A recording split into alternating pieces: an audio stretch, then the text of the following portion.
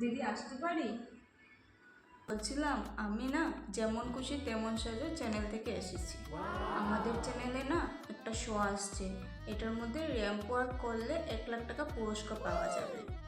এই পুরস্কারটা পেতে হলে না একটা কন্ডিশন থাকবে। এই কন্ডিশনটা হচ্ছে যে ছেলে বা মেয়ে এই কম্পিটিশনে অংশগ্রহণ করবে, ওরা না বয়ফ্রেন্ড গার্লফ্রেন্ড হতে হবে। তুই পার্টিসিপেট করবি না, ঠিক আছে? তোর কোনো ফ্রেন্ডের বয়ফ্রেন্ড সাজিয়ে নিবি কি? আমি তো তোর বিয়ে না টাকা টাকা চালাবো।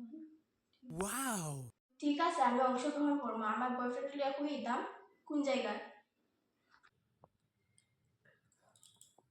হ্যালো মা, ভাইয়ের বিয়েটা ক্যান্সেল করো, মেয়ের বয়ফ্রেন্ড আছে।